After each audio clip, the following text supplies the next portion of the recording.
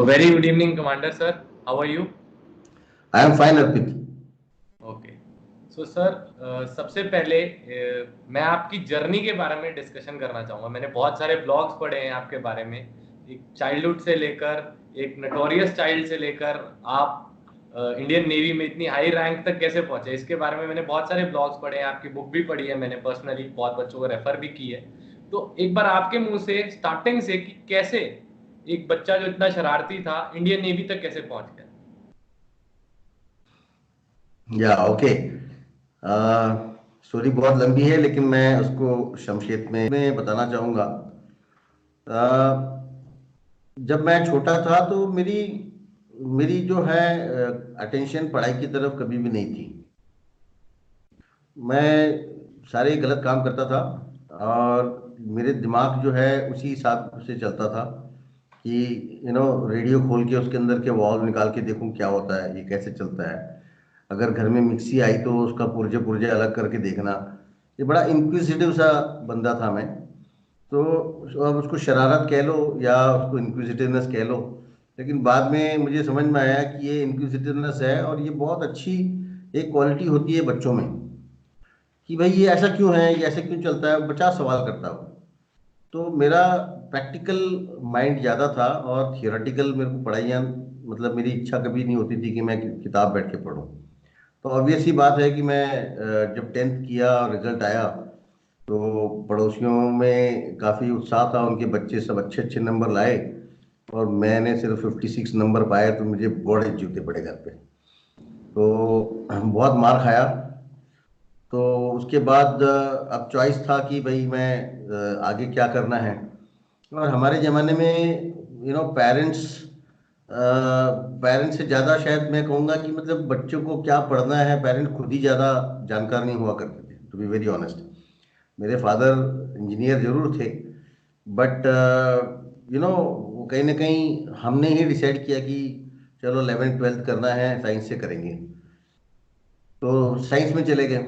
पापा की बड़ी इच्छा थी कि मैं इंजीनियरिंग करूं। हमने कहा उनकी भी ख्वाहिश रख लेते हैं क्योंकि वो खुद इंजीनियर थे। तो हमने 11th 12th कर लिया, बट फिर दिमाग पढ़ाई में जाता नहीं था। और ये इंटीग्रेशन वगैरह तो मेरे सर के ऊपर से जाता था, डेल एक्स पे डेल वाई मैं आज तक नहीं समझ पाया। लेकिन अब 12th हो गया, किस लेते ले दे के थोड़ा इम्प्रूवमेंट आया, मैं 56 से लेके 58 तक पहुंच गया। तो 12th में मुझे 58 नंबर आए, परसेंटेज। तो फिर बड़ी जबरदस्त जूते पड़े घर पे कि अब साला 58% के साथ तुम क्या कर लोगे। तो अब जब दूसरी बार जब मुझे जूते मारे गए और मेरे को बैठाल के समझाया गया कि अब तो तुम्हारा रुइन हो गया सारा करियर, क्योंकि उस टाइम जो था प्राइवेट इंजीनियरिंग कॉलेजेस थी नहीं, इंजीनियरिंग में ज्वाइन करना मतलब बड़ा कॉम्पिटिटिव हुआ करता था। तो हम तो कहीं के नहीं रहे। तो जब बहुत घर में मतलब वातावरण खराब हो गया, मार होने लग गई, फादर नाराज हो गए, सब ने मिलके पीटा, फिर बैठाल के समझाया। तब समझना क्या था, मतलब उस वक्त तो सब कुछ हो चुका था, अब क्या करें आगे। तो बोला ये बेकार है, इसको कॉमर्स में डाल देते हैं। तो मैं कॉमर्स में ज्वाइन कर लिया, बीकॉम फर्स्ट ईयर। तो जब इतना सब कुछ हो गया तो कहीं ना कहीं एक मन में बात बैठ गई कि यार मैं नालायक हूँ और मुझे इस ब्रांडिंग से निकलना है बाहर। और अवेयरनेस थी नहीं, एनसीसी में जरूर थे लेकिन कभी ऐसे ख्याल ही नहीं आया कि हम भी कभी ऑफिसर बन सकते हैं या हमें ऑफिसर बनना है। एनसीसी जाते थे क्योंकि उसमें वो संडे के संडे नाश्ता नाश्ता मिलता था और साल के एंड में कुछ पैसे मिलते थे कपड़े धुलाई धुलाई के। वो पैसे लेके हम पिक्चर पिक्चर देख लिया करते थे और कई सारी चीज़ें करने को मिल जाती थी। साइकिल एक्सपीडिशन किया, यहाँ गए वहाँ गए, टूर्नामेंट खेला, खेल कूद में अच्छे थे। तो ये सारे इंटरेस्ट होने की वजह से एनसीसी बड़ा अच्छा लगता था, पहुंच जाते थे हर संडे वहाँ पे और एनसीसी यूनिट में पड़े रहते थे। लेकिन ये कभी ख्याल में नहीं आया कि ऑफिसर बनना है, और कभी हमने उतना लायक समझा ही नहीं कि हम ऐसा बन भी सकते हैं भाई। तो अवेयरनेस भी कम था, बोलने वाले भी कम थे और ऐसे एनसीसी में थे हम। तो जब पता चला कि जब ये एहसास हुआ कि यार मैंने गलत कर दिया और मुझे कुछ ना कुछ अभी करना है, तो एक गिल्टी फीलिंग थी अंदर। तो मैं एनसीसी यूनिट में गया, वही जानता था और कुछ पता ही नहीं था। कॉलेज, एनसीसी, इसके अलावा और अपने जीवन में कुछ था ही नहीं। दोस्त थे वो सारे के सारे नालायक ही थे, मेरे जैसे ही थे। तो फाइनली जब मैं एनसीसी में गया, अपने सुबेदार साहब से मिला, मैंने उनसे पूछा कि फौज में भर्ती हो सकता हूँ? तो उन्होंने बोला हाँ हो सकता है, क्यों नहीं हो सकता है। तो मैं तो भर्ती की बात कर रहा था उनसे। तो मैंने बताया आप बताओ, मेरे को गाइड करो, कैसे भर्ती होता है, क्या करना पड़ता है उसके लिए। तो मैं एनसीसी यूनिट जाने लगा और ये भर्ती के चक्कर में जाने लगा, ताकि वो मेरे को कुछ बताएंगे और मैं कुछ सीखूंगा और मैं कुछ करूंगा। तो ऐसे करते करते एक दिन साहब ने मेरे को उसी के सामने हमारे खड़ा कर दिया, जो अफसर कमांडिंग थे। बोले साहब ये लड़का भर्ती भर्ती करना चाहता है, आर्मी में जाना चाहता है। तो मेजर शाही हुआ करते थे, आई एम नॉट श्योर वो कहाँ है, मुझे नहीं पता। और उन्होंने बिठाला मुझे। फिर उन्होंने मेरे फैमिली बैकग्राउंड के बारे में पूछा। तो फैमिली बैकग्राउंड बढ़िया था, घर पे सब अच्छा था, और पापा इंजीनियर थे। तो उन्होंने बोला कि तुम भर्ती वर्ती के चक्कर में क्यों, तुम एनडीए क्यों नहीं करते? और तो तब तक तो मतलब हमें लगता था यार एनडीए वनडीए हमारे बस की बात ही नहीं है। और तो हमने बोला सर मैं पढ़ाई में अच्छा नहीं हूँ और मेरे बहुत कम नंबर हैं ट्वेल्थ में। तो उन्होंने कहा कि ट्वेल्थ में कम नंबर है तो क्या हो गया, आप करना चाहते हैं, इच्छा है, तो आप अभी भी कर सकते हैं। उम्र क्या हुई पूछा। तो मैंने बताया उम्र, डेट ऑफ बर्थ। बोले नहीं तुम एलिजिबल हो। हमने कहा आप आपने सिर्फ मेहनत करना है 6 महीने 8 महीने, अगर करने की इच्छा है तो जब उन्होंने ये बात बोली तो मुझे कहीं ना कहीं एहसास हुआ कि शायद मेरे में कोई पोटेंशियल है और शायद मैं बन सकता हूँ। और वहां से वो जर्नी शुरू हुई। और जहाँ मुझे ट्यूशन के लिए भेजा जाता था 10वीं 11वीं में, मैं किताबें लेके उस सर के पास वापस गया कि सर आप मुझे दोबारा पढ़ाओ, अब मुझे सीखना है। तो उन्होंने भगा दिया मुझे। उन्होंने कहा जब पढ़ना था तब तो साला तू पढ़ाई नहीं किया, अब क्या पढ़ेगा? मैं नहीं पढ़ाता, मेरे पास टाइम नहीं है तेरे लिए। अब कोई वो था नहीं और जरिया नहीं था। तो खुद बैठ के हमने शुरुआत की पढ़ने की, और बहुत मेहनत से पढ़ाई की, ये बात मैं कहूँगा। क्योंकि जब बच्चे के मन में वो आ जाती है बात कि कुछ करना है, तो फिर अपने आप वो लाइन पे आ जाता है।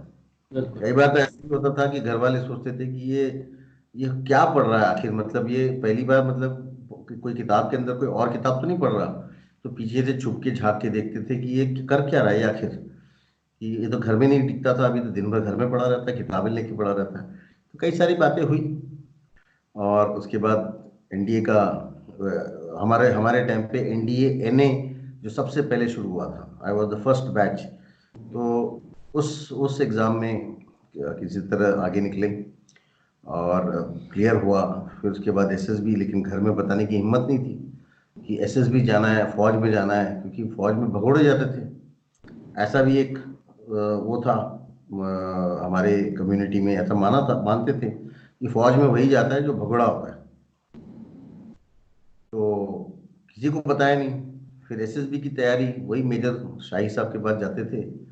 वो वो जो बातें उस टाइम पे मुझे बताया करते थे कि ऐसा करो वैसा करो, आज मैं 40 साल के बाद भी मैं यही बातें अपने बच्चों को बताता हूँ। और उनकी सारे गाइडलाइंस में मैं मेहनत करता रहा। एसएसबी का कॉल आया और मैंने घर पे ये बोलकर गया कि मैं हॉकी का टूर्नामेंट खेलने जा रहा हूँ। और अपने घर से हॉकी स्टिक उठाई, अपना सामान उठाया, दोस्त के घर जाके हॉकी स्टिक छोड़ी, और वहां से मैं चल पड़ा एसएसबी के लिए। वहां जाके मैं पहले अटेम्प्ट में क्लियर हो गया। तो घर पे आके वापस आने के बाद फादर को बताते हुए डर लग रहा है, कैसे बताएं। तो फादर को लास्ट तक नहीं पता था, और मम्मी को बता दिया था। अब वो भी डर रही है कि फादर को कैसे बताएं। ये लास्ट लास्ट में जाके फिर मम्मी ने बताया तो घर में एकदम उथल पुथल मच गया। फादर कहते नहीं इसको इंजीनियरिंग करना है, ये फौज में नहीं जाएगा। फिर लास्ट में मैं एक बार कहा फादर से कि अब मुझे मत रोकना, मुझे जाना है। तो वो बात नहीं करते थे मेरे से, उसके बाद नाराज हो गए।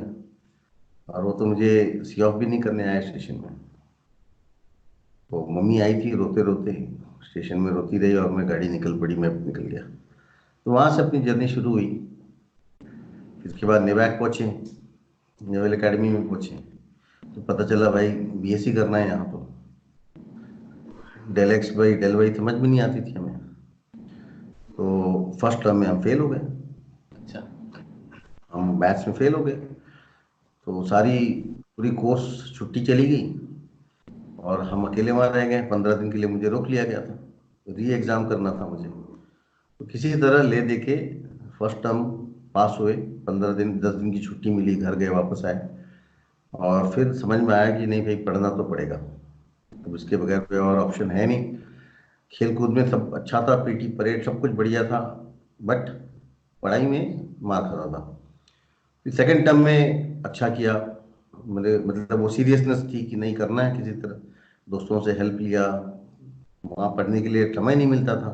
10 बजे के बाद लाइट शॉट, मतलब लाइट शॉट, तो कभी टॉयलेट में बैठा पढ़ा, वहाँ पकड़ा गया, वहाँ पनिशमेंट लिया, फिर कभी इधर बैठा उधर बैठा, करते करते निकल गया।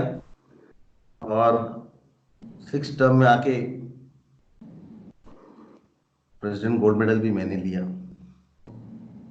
तो I great. Top the batch. और उस वो जो खून चखा सक्सेस का, ये घोड़ा आज तक दौड़ रहा है। उसके बाद ये सारे कोर्सेज स्टॉप किए, फिर मैं 6 पोस्ट ग्रेजुएट डिग्री की, उसके बाद पीएचडी किया, 11 किताबें लिखी। तो जर्नी एक लंबी है, लेकिन अभी भी घोड़े पे सवार है, और ये बिल्कुल। घोड़ा दौड़ता है आखिरी दम तक।